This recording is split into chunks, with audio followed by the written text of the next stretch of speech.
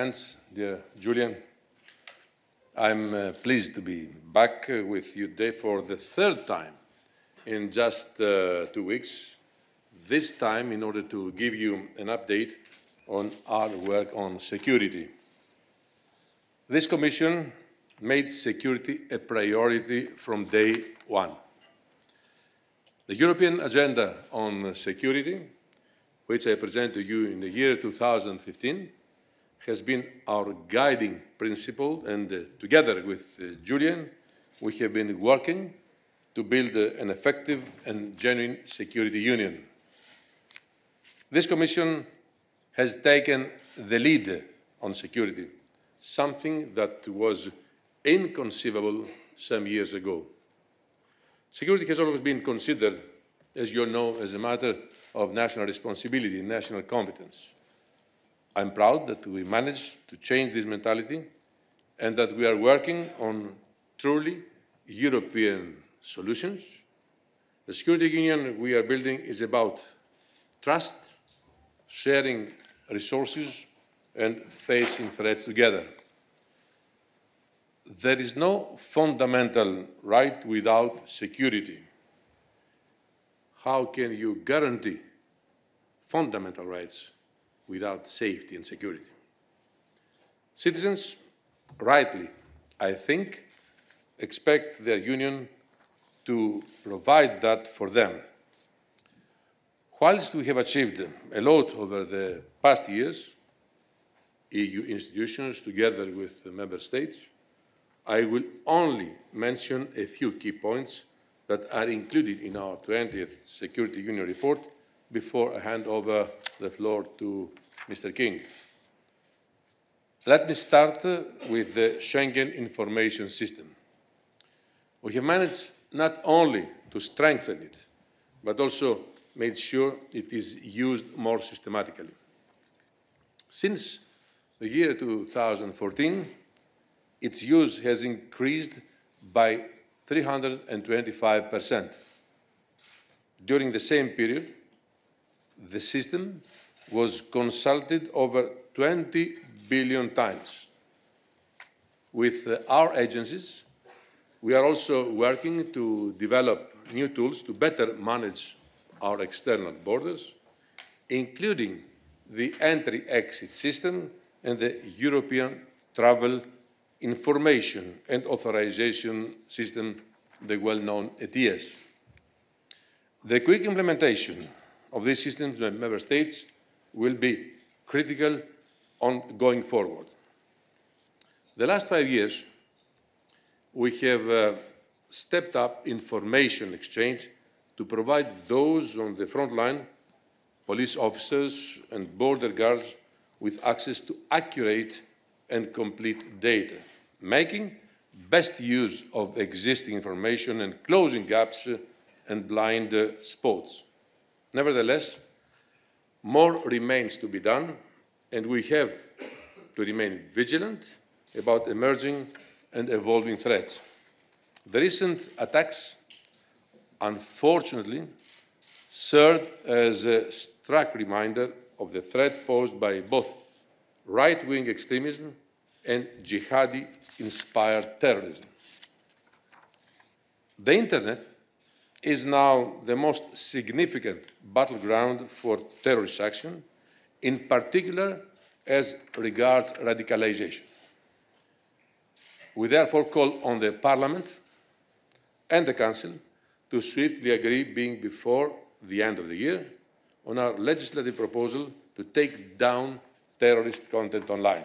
In parallel, we continue the successful voluntary partnership with the Internet industry in the context of the EU Internet Forum. The Internet Forum is one of my proudest achievements in these last 4 years. Since I launched it in the year 2015, the Forum has gone from strength to strength and contributed to many achievements such as the establishment of the EU Internet Referral Unit in Europol and the creation of the database of hashes to make removals permanent and irreversible. During our latest meeting earlier this month, we committed, together with Home Affairs ministers and internet companies, to an EU crisis protocol that will help contain any viral spread of terrorist or violent extremist content online. Our cooperation with the internet companies is, and it should remain, an essential part of the work. Now, on the external dimension of our security cooperation, today we are recommending to the Council to open negotiations with New Zealand in order to enable the exchange of personal data for law enforcement purposes with Europol. This follows the discussion I had in March, immediately after the Christchurch attack, with New Zealand's Ministers of Police, Mr. Stuart Nash, as well as the visit by Julian to New Zealand in June. This agreement will provide the necessary legal basis to strengthen Europol's operational capabilities to engage with New Zealand on preventing and combating crimes such as terrorism, cybercrime, and drugs. In taking such a step, we are further strengthening our cooperation with a key international partner and completing the Union's contribution to the Christchurch call for action.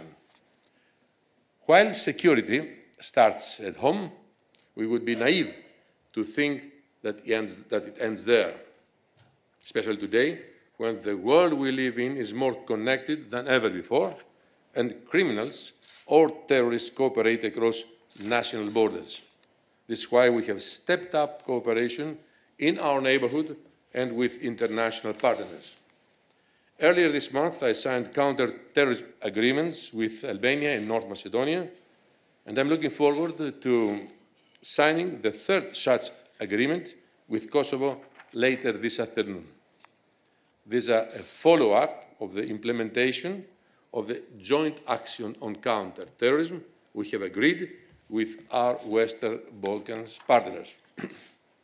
I also signed the status agreement with Montenegro for its cooperation with the European Borders and Coast Guard Agency.